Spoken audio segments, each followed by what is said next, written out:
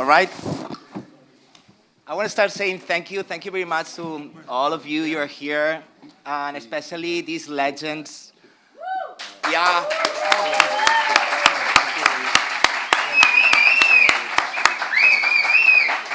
Yeah.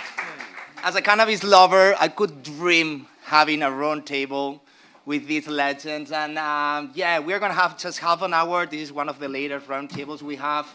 And I'm so excited just to be able, I wish to be 1 month talking about cultivation and cannabis, which I think is our passion. But I'm going to have just few questions and trying to summarize as much as we can. And then I'm going to ask you, so I'm going to just send a question, and I'm going to ask you to be a bit short asking and then talking about what you know. I'm going to present you, three of you. I think all of you, you know them, but Jorge Cervantes, the legend, he's the author of Marijuana Horticulture, actually a book that really teach me how to grow cannabis. So as I said, it's really an honor. And yeah, it's really well known because it's one of the most important books about cannabis. Then we have Ed Rosenthal. He's an icon, author, and advocate shaping modern cultivation practices and sustainable growing techniques. I also learned how to grow hydroponics thanks to his book, so and amazing. And Nathan Pellington, the CEO and co-founder of Humble Seed Company, one of the pioneers companies that's, yeah, it's one of the best in phenohuntings, in genetics, and one of the first ones launching a triploid cannabis. So then let's start. So I would like to ask you guys, and let's go in order if you want, and then we jump a bit, and then just short asking about, hey guys, what is a really true breeding? And how do you see triploids changing the cannabis industry? Okay, true breeding. True breeding. Pardon. Yeah, true breeding is actually, it's fairly difficult because you've got to have consistent growth, and it usually takes, anywhere from 4 to 6 generations to do that. A lot of people don't really go back to true breeds.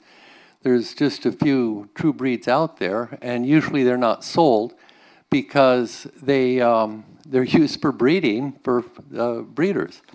And with the triploids, I don't know. I mean, you guys came out with the first ones at Humboldt Seed Company, and that was pretty cool. Everybody was really excited because they all learned a new name, triploid, you know. And that's it. I mean, I remember when people used to say hydroponics, you know, as they thought there was a phonograph involved, right?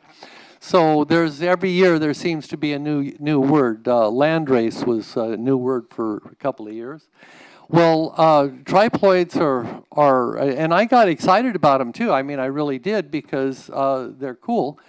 But the thing is, they're a lot harder to breed than most plants. You know, they are much more difficult than biploids because you've got more genes there. So a lot of people were, well, we've got a ways to go. And you guys, but I got to give it to you guys. You really did a good job with them. You really did. So thank you, Jorge. Ed, what is a true breeding, and what do you think about triploids? Well, there's really a problem when you say true breeding, because in a temperate climate where most of the cannabis that we have is derived from in both the States and in Europe, the populations, any individual population, is not true breeding. So cannabis wants to be, it wants to have variation so that it can take care of different seasonal conditions. And a lot of the traits that we're interested are the result of 2 different alleles to the same gene, and that's a hybrid. And hybrids cannot breed true; they just can't. An F1, you know, if you take 2 plants and create a hybrid, and you take the seeds from those hybrids and cross them, you'll get tremendous amount of variation. So true breeding. So what's true breeding? Artificial seeds, right now cloning, tissue culture, and that is that rather than trying to develop a variety, you take one individual plant that is superb and take that and regenerate that in different ways. So as far as triploids go, triploids, you know, but so,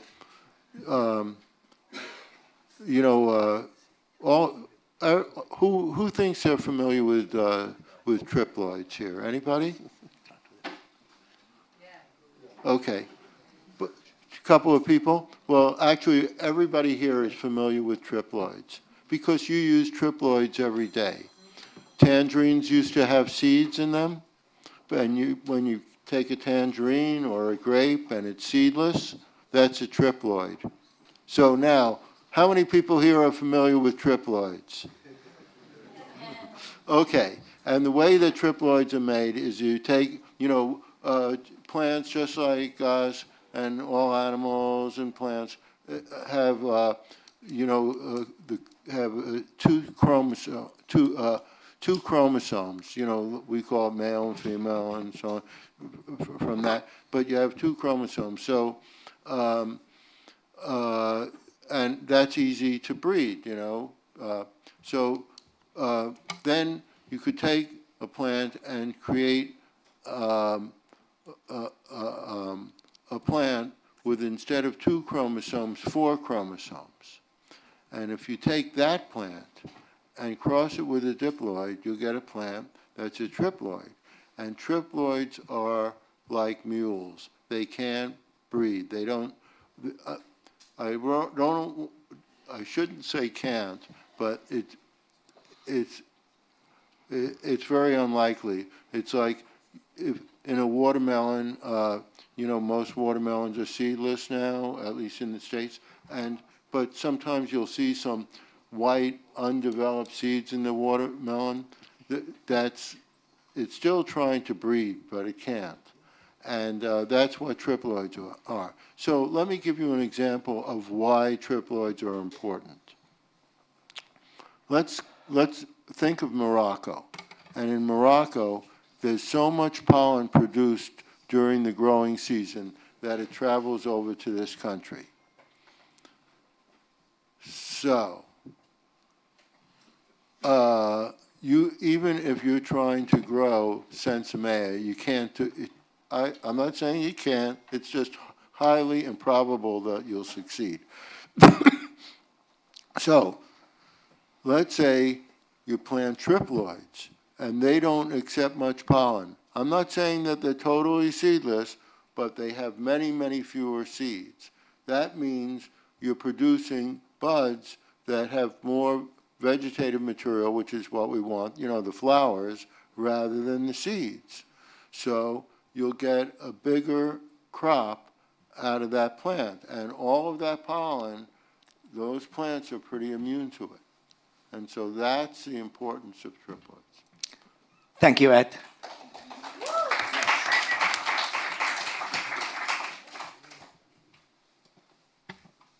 There we go.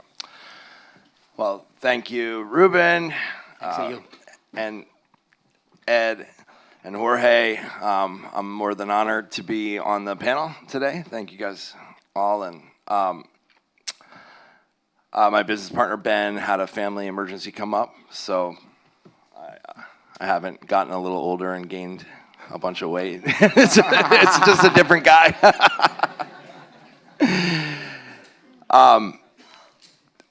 And Ruben, you know, I told Ruben, I said, you know, we could talk about triploids, and triploids are very interesting, and I think that there's a lot that they can offer cannabis, as they've offered, as Ed mentioned, so many other species out there, and I think, you know, coming from Humboldt County and being there raising cannabis for so long, you know, seeing the different changes in the industry, when you're doing something like plant breeding, it's just important to kind of have a goal.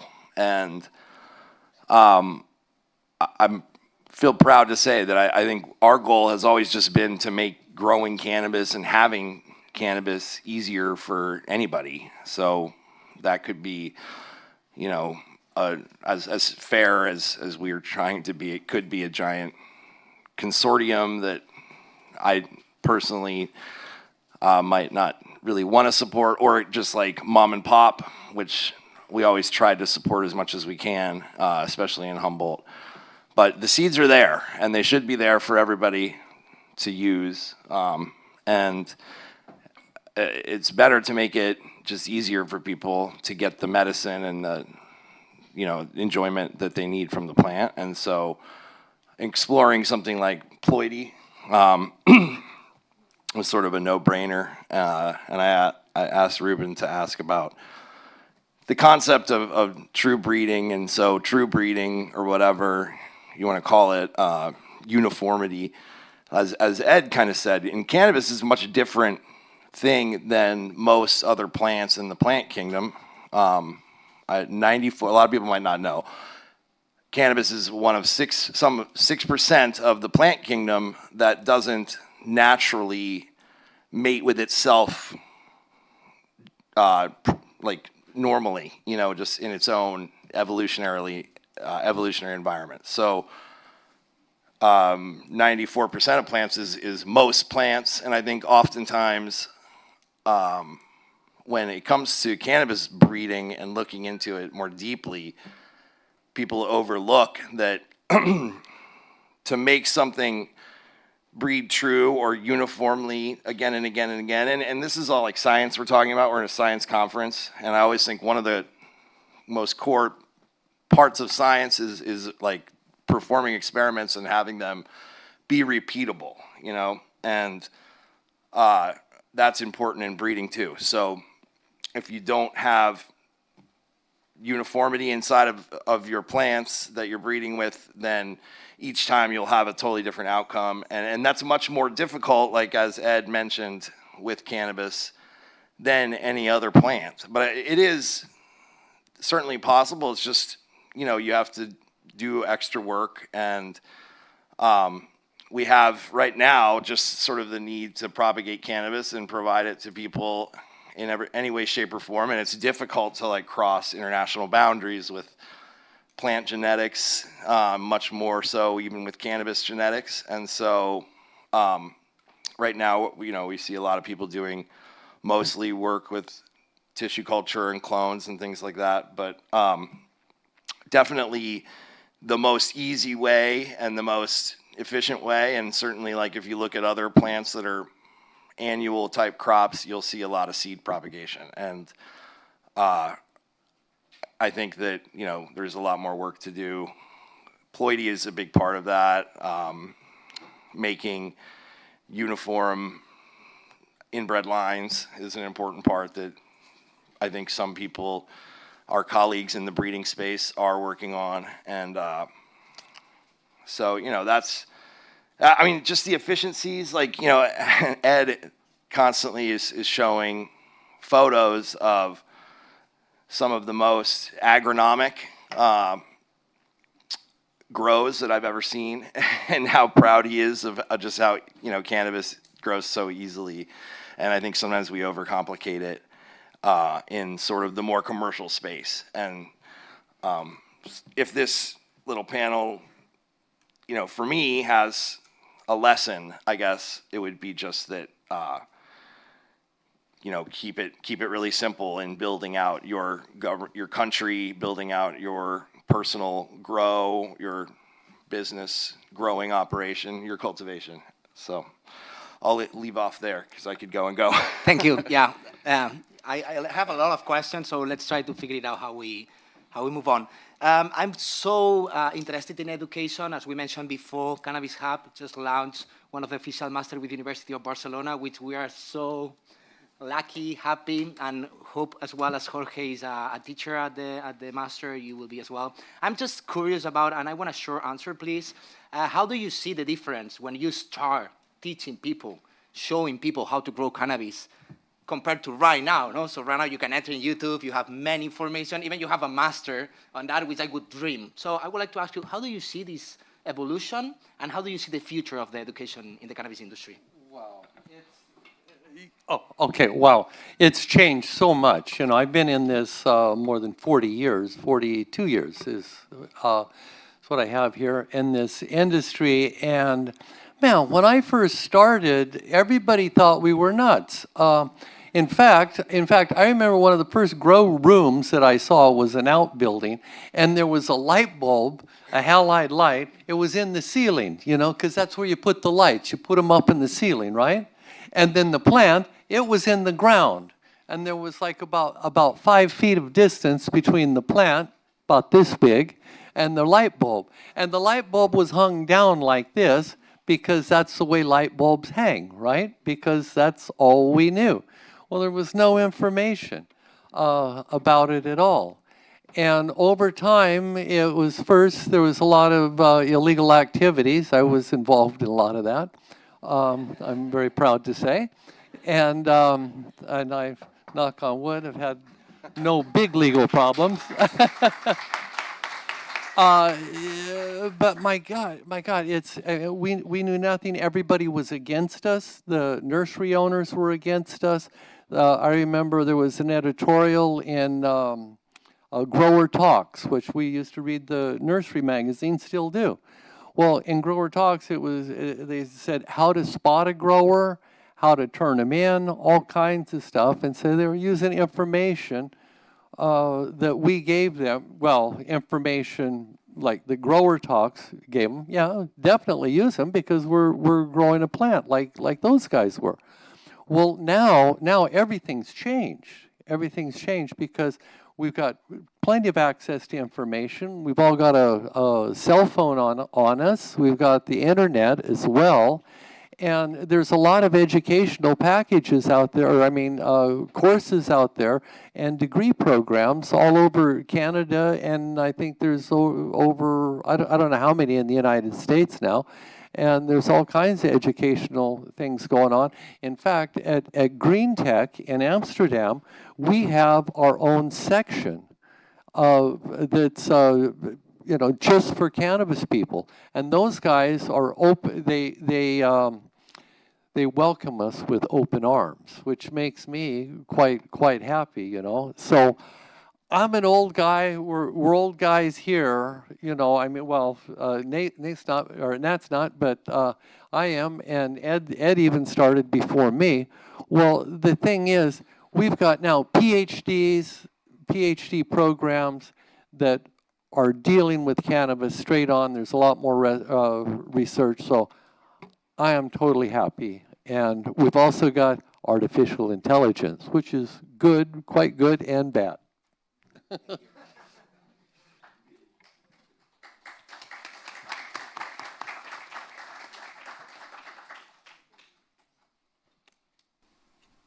So as George was saying, technology has changed a lot, but actually we're all students of and people who are doing research are all students of cannabis.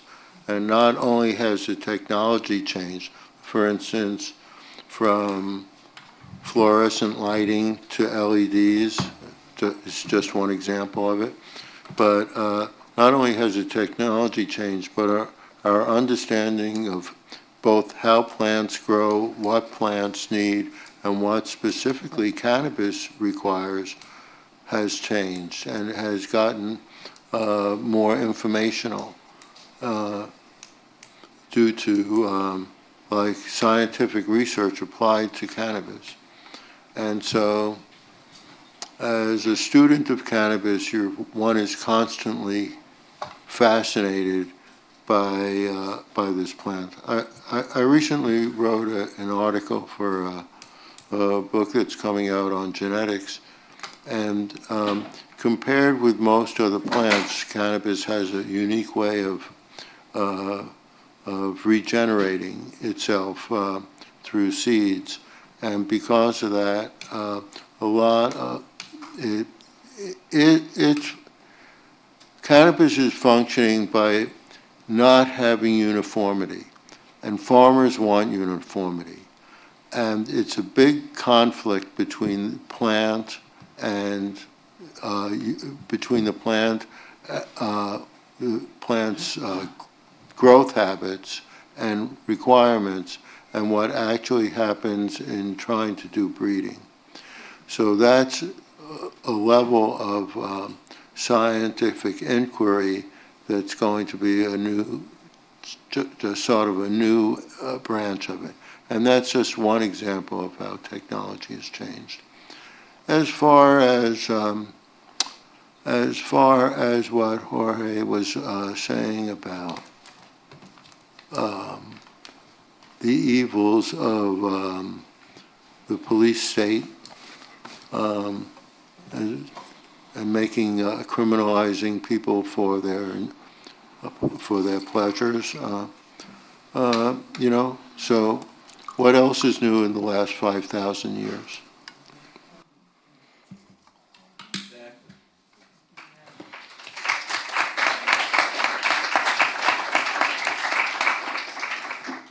Yeah.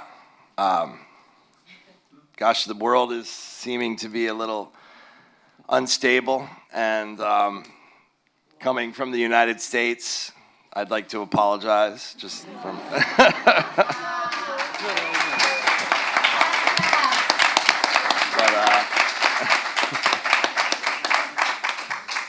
You know, I still think that, to quote Peter Tosh, you know, cannabis does have the capacity to be the healing of the nation or the nations, and I certainly see a lot of sensible people in the space and people that are in it for really good reasons, and those are the ones that have seemed to have the most lasting successes, you know what I mean? And in, you know, Humboldt County, you could probably call it a business for the last 25, 30 years, but there was a time during the medical days where it was really, more often than not, there was a nonprofit business, and it was sort of something that gave back and was reciprocated within the community, and you know, fostering that as much as you can. I mean, this panel's about cultivation, but at the end of the day, now we're cultivating an industry too. So, you know, that's something to, but yeah, you know, Ed and Jorge, I think, have seen much more than I, and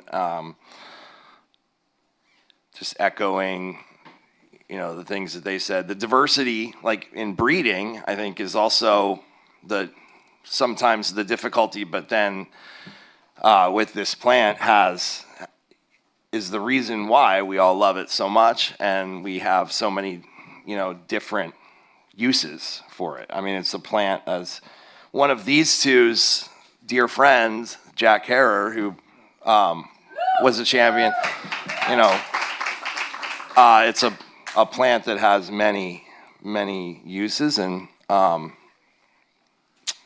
many reasons to cultivate it. So I'll pass it back to these guys. Good, thank you. All right, I'm going to jump into the last question. And the question is about the future of the cannabis cultivation. No? If you could ask me 7 years ago if we could develop an NIR system that could analyze the nutrient intake of the plant, I could tell you no, it's impossible. And right now, thanks God, in Valenveras, we developed a plant tissue analyze, no? So yeah, I'm so excited about this future. Thank you. So excited about this future. As you know, and all of us, we meet in all the countries in the world, in many of the trade shows, and one of the latest news were like, oh guys, cannabis industry is gonna be, the future of the cannabis industry cultivation is gonna be Thailand and Colombia, and that's it. And we are gonna have just Budweiser, and that's it. I was like, no way, man. I see the future of the cannabis cultivation as the wine industry, which we are gonna have many different providers, cultivators, and that's my dream, I'm sure, and I wish to have Valenveras brand as well in the future. And that's it. I would really like to know by yourself, what do you think about the future of the cannabis cultivation? Oh, man. Okay, the cannabis, I've taken notes, so the future is going to be so bright. But in fact, I should put on my sunglasses. It's going to be so bright. I can't believe it. The future of cannabis growing it's amazing. Like right now, for example, I've got this grow tent at home, and it's the highest quality grow tent I've ever seen. And plus, it's got artificial intelligence. Everything is integrated, you know.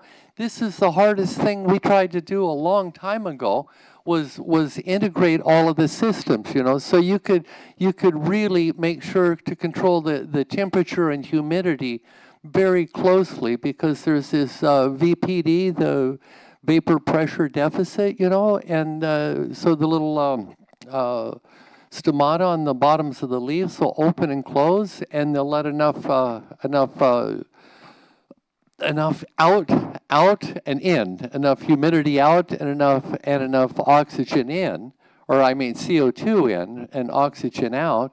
So you can control that down to a real fine point. And that just means faster growth, straight up, faster growth. And that can be done quite easily now. And you don't have to be an expert grower to do it. And before, it used to be just a really major grower that was very well educated, that had their finger right on the pulse of all the plants to be able to pull that off. And now it's pretty much anybody can do it. So I'm pretty excited about that. And then the artificial intelligence, collecting lots of information, which is incredible.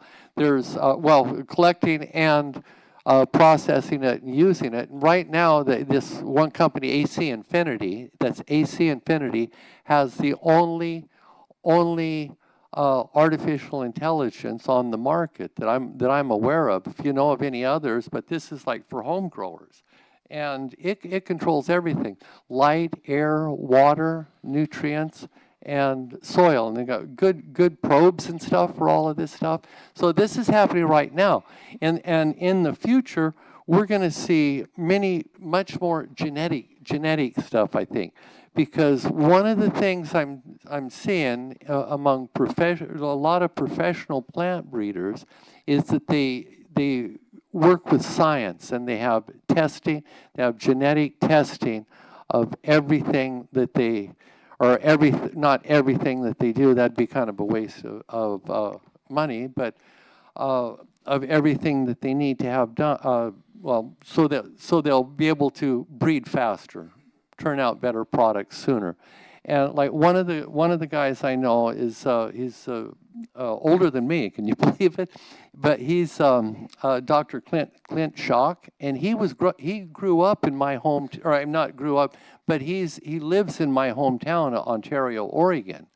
Well, he's been one of the plants that he does is stevia. He spent a lot of time, about 25 years in Brazil, breeding just stevia for sweetness, you know, because in Latin America, so many people have a sugar problem. They get diabetes, and the stevia will overcome that.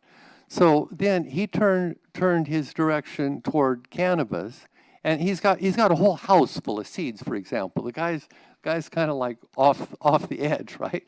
But I asked him, I said, Clint, how much money do you spend on testing? What's your budget for testing? He says, well, let's see, I'm growing outside, and they give me a lot of stuff. He says, I'd say about 95% of my budget goes to genetic testing. 95%. Anybody in here spend 95% on genetic testing? Nope. That's a clue, guys. That's a clue. These guys going to get ahead of you. I saw him do more in 4 years than I see most people do in 20. You know, he's very well educated. So I'm looking forward to the future. I'm we're going to see triploids. We're going to see a lot of other things. We'll see a lot of other stuff like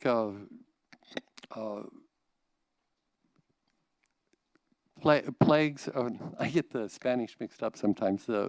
Plagues and fungus and diseases and pests will will be, we'll find genes against those and that make them like more easy to overcome these pests and diseases, and then also we'll have stronger branches, bigger root systems, plants that are able to handle more drought, and then also potency is going to go up. But I'd say these other things are super important that we haven't really worked on that much because everything's just been potency. And I look for a lot of really smart people to come out of school, and I'm pretty excited about that because I get to learn from them now. Yeah.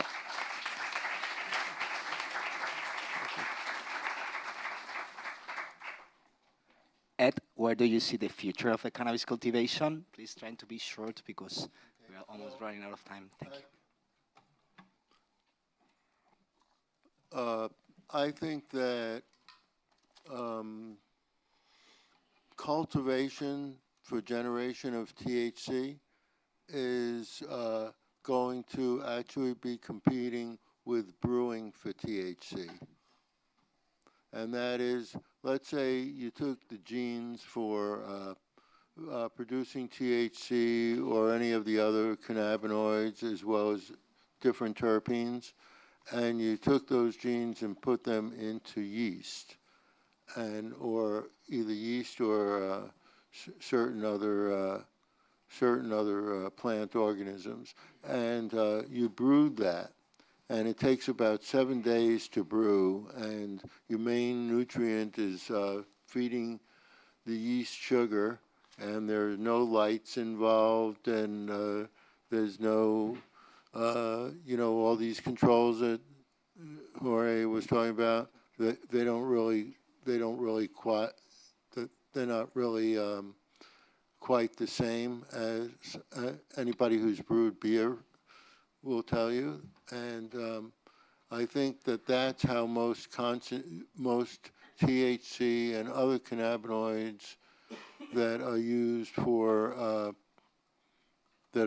concentrates are going to be manufactured. On the other hand, I don't want to get into it too much, but cannabis is not industrialized. You can go virtually every indoor grow, and almost all outdoor grows use very, very inefficient means for every process of cannabis production. And that's whether these giant companies as well as people that don't follow my books. So, and I think that the real problem is that most people who work for the larger companies, at least in the past, not so, it's getting better, but they think that if they've grown for 3 years, that they are masters and don't need education, continuing education, and that's changing, but that's been one of the main problems in the industry. And doctors need continuing, in the U.S., doctors have to get continuing education, lawyers have to do it, but a cultivator, they know so much after 3 years that they don't have to look at new information, and that has been a real problem. And so I think that's going to change. I like what Ruben said, and cannabis is never going to be exactly like the wine industry, but, it brings up something for me. It's like with wine or whatever, a vintner might grow what they like, a wine that they like to drink. And I hope that with cannabis, we just experience the different kinds, and then as cultivators, we're inspired to grow what we like, because that's maybe going to make the best product, right? And then I also think grow it the way that you, in a way that's like the food that you like to eat. So if you like organic food, because I think it's also important, and it may be intangible, it may not show up on a lab report with the things that we're looking for currently, but if you enjoy eating really good organic foods, you'll probably enjoy smoking really good soil, good grown cannabis that has all the different things in it. So, all right, I'm gonna stop. All right. Thank you very much. This roundtable is finished.